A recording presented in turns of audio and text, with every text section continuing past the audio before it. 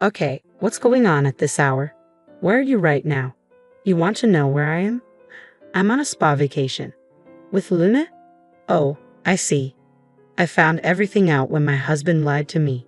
My name is Kate. I'm a 30-year-old office worker. I've been married to my husband Daniel for 6 years, and we have a 6-year-old daughter named Luna. We got married during my pregnancy, and Luna is growing up to be a wonderful girl. Mom, I'll help you. Really? Can you roll the hamburger patties like this? Yes, I'll do it. There you go. Oh, Luna, you're so good at this. Here's one for Dad and one for Mom. That's a big one for Daddy. Daddy's had a tough day at work, so he deserves the big one. He might even cry with happiness. As I enjoyed cooking with my daughter, my husband emerged from the bath. Luna ran to him and said, "I made your hamburger, Daddy." He was thrilled and responded, "Really? I can't wait to eat it." We were living as a happy family, or so I thought. Both my husband and I worked, but he had a shorter commute and fewer overtime hours, so I often asked him to pick up Luna from kindergarten. Lately, though, he'd been coming home later due to work commitments, and I had to pick her up and bring her home. Mom, does Daddy not like me anymore? My heart ached as Luna asked this on our way home from kindergarten. She missed him because he usually picked her up, and now he came home so late, sometimes missing her entirely. I comforted her, even though my own heart was breaking. Daddy is working very hard for us right now. Once things settle down, he'll have more time to spend with you. Really? Yes, really. So let's support him together, okay? I'll cook for him. Luna smiled, a truly good girl, and said, "I can't wait until we can eat together as a family again." But as months passed, Daniel's work schedule remained erratic. He'd come home at 2-3 a.m. or sometimes even take the first train home in the morning. I started to wonder, are you sure it's work? If you're just out drinking, I wish you'd come home to spend time with Luna. I couldn't take it any longer and decided to confront my husband. Luna has been left alone by her father for a month, and she looks so sad, I said, trying to express my frustration. But instead of understanding, my husband grew defensive. What's with that tone? I attend company drinking parties for the sake of our family. It's unfair of you to accuse me like that. Whoa, okay, I'm sorry, I replied, feeling a pang of guilt. But you have to understand, Luna is feeling lonely because she hardly gets to play with her dad. My words seemed to hit a nerve. He fell silent and retreated to the bedroom, leaving an awkward silence between us. Soon after, I received notice from work that I needed to go on a short business trip. There were several things I needed to check in person, and it looked like I'd be away for at least one night, possibly two. My first concern was what to do with Luna. My parents lived far away, so it would be challenging for them to come and help. I would have to rely on my husband, but given how busy he'd been lately, I wasn't sure if I could trust him with her. Still, I had no choice but to ask him. I waited up for him to come home, wondering if he had been drinking as usual. By the time he arrived, it was well past midnight, around 3 o'clock, to be exact. The sound of the door unlocking signaled his return. "Welcome home," I greeted him. "Kate, I didn't realize you were still up," he said, clearly surprised to see me waiting. "I stayed up because I wanted to talk to you." "Talk?" He looked taken aback, and I noticed he was visibly drunk, his face flushed. As he took in the situation, he suddenly looked pale. He sat down at the dining table, his gaze fixed on me. "So, what did you want to talk about?" "It's not a big deal," I said, trying to keep my tone calm despite his agitation. "I just wanted to let you know that I have a business trip coming up. It's short notice, but I need to go in 2 weeks on Friday.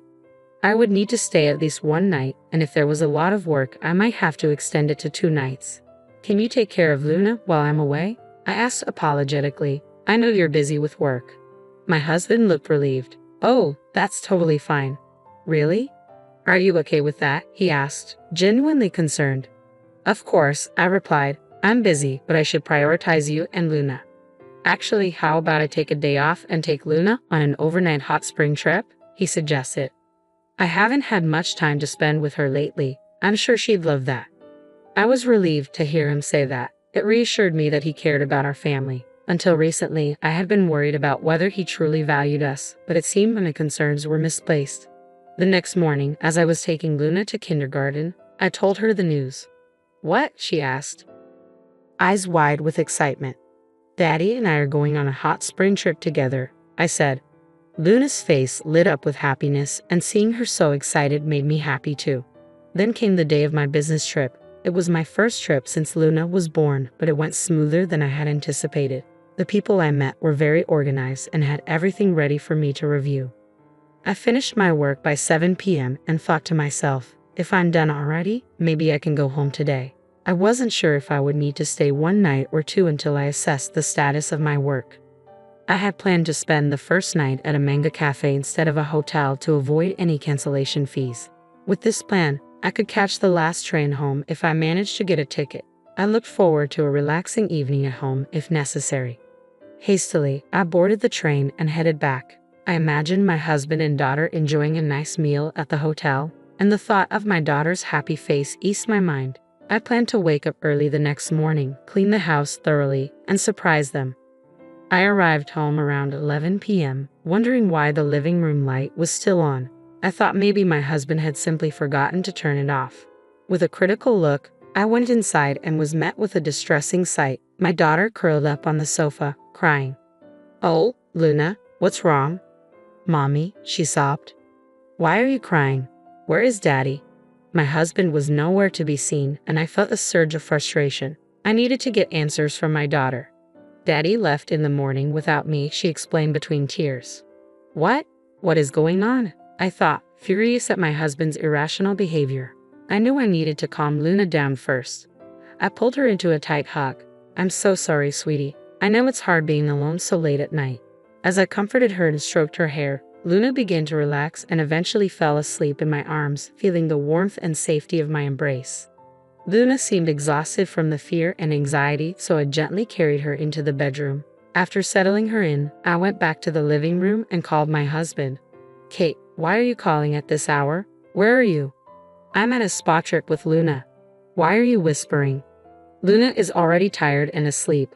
I don't want to wake her." "Oh, I see. I'm sure she's asleep, but she's not with you, is she?" I realized my husband had lied to me, and though I was close to losing my temper, I managed to stay calm. "How's the trip going?" "We're having so much fun. I wouldn't mind staying another night. The food is great, and the hot springs are wonderful." "Well, why don't you stay another night then?" My husband hesitated, clearly unsure. "But Kate, you'll come home after one night, right?" "I'll be home later than planned. I have a lot of work to do, so I'll need to stay another night. Don't worry about me. Enjoy your trip as long as you like." He didn't question my excuse. "Really? Then I'll extend the stay for one more night." Luna is very excited.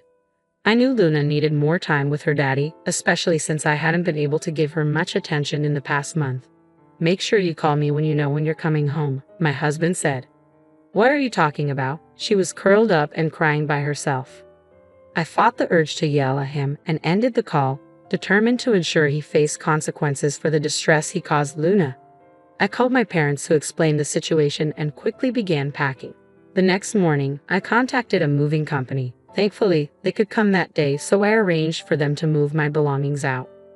Luna watched in confusion as the movers came in and began taking things away. "I need to talk to you," I said gently. "Luna, I've decided that we won't be living with Daddy anymore. I don't want you to be sad. I'm going to quit my job and move in with Grandma and Grandpa. That way I can spend more time with you." I added, "If we move to Grandma and Grandpa's house, you won't be able to see Daddy as often. What do you want to do?" I felt it was a tough question for a 6-year-old, but I wanted to understand her feelings. "Will I never see Daddy again?" she asked, her voice muffled. "If you really want to see him, I can arrange for you to visit occasionally, but he won't be living with us anymore." Even though my daughter had done nothing wrong, I wanted her to have the chance to see her father if she wished. However, given that he had gone on vacation while leaving her alone at home, I doubted he would make much time for her after the divorce. As I considered all this, Luna seemed to come to a decision. She looked me in the eyes with resolve and said, "I'm going with you, Mommy. Daddy probably doesn't care about me." I cried out, asking him why he was leaving me, but he walked away without a word. My disgust for him grew deeper. To abandon his 6-year-old daughter just to go on vacation with his mistress was unforgivable. He was a terrible man, a poor father, and a disgrace. I regretted leaving Luna with him for the business trip if it meant this would happen. "I'm so sorry for making you so sad, Luna," I said as I hugged her tightly. We began preparing for the move, determined to start fresh. As for my husband, I decided to leave him to his own consequences. With that thought, I took Luna and headed to my parents' house. A few hours later, my phone rang. It was my husband. Hey, why is all your stuff gone? And Luna's stuff too. What's going on? Don't you know why? I replied. Of course not. Luna's crying because her stuff is gone too. Are you still trying to lie to me after everything? My husband seemed confused. Luna is now eating noodles that my mother made. What? He asked, bewildered. We already know you left Luna alone to go on a trip with someone else. How could you leave a 6-year-old girl at home? You're not fit to be a father. If I hadn't come back when I did, you could have traumatized Luna for life. My husband was silent, realizing I was already with Luna. He had no excuses left. It was clear he didn't care about his daughter and was willing to leave her alone just to be with another woman. I can't live with you anymore. I want a divorce, I said firmly. Divorce? Oh no, please think about it again. I can't. I don't want to see you anymore. As I spoke with my husband on the phone, the doorbell rang repeatedly. Oh God, who could it be at a time like this? I wondered aloud. My husband sounded irritated, but I knew who was at the door. It looks like they've arrived, I said, hearing my father-in-law's voice rise in anger through the phone. A moment later, I heard my father-in-law shout, "What the hell are you doing?" followed by a loud thud. It seemed that was the sound of him getting physically confrontational. My father-in-law, a longtime judo practitioner and now a university advisor, had always adored Luna. When I told him about my husband's infidelity and how he left our daughter alone, he was livid. He had vowed to make my husband pay for his actions. What the hell do you think you're doing with your own daughter? I didn't raise you to be like this. My father-in-law's angry voice echoed through the phone. Living on the first floor of our apartment had its advantages. At least there wouldn't be complaints from downstairs neighbors. But since we had already moved out, it was no longer a concern. My father-in-law's intervention ensured that the divorce process went smoothly. I was awarded full custody, and my husband paid alimony and child support in one lump sum. I even managed to secure additional alimony from his mistress. My husband's attempts to remarry his mistress failed. She was only interested in a fling and didn't want marriage. Now, he faced shame at work, had been disowned by his parents, and had lost both his mistress and his daughter. As for me, I'm finding happiness at my parents' house, spending quality time with Luna. My parents are farmers, so I help them with their work, and Luna enjoys the fresh vegetables from their farm. She seems to thrive in this natural setting, and I'm committed to putting her needs first. Leaving the young child alone while chasing after an affair was inexcusable. In retrospect, perhaps I should have involved the police to hold him accountable. But seeing him lose everything he held dear brings a sense of justice.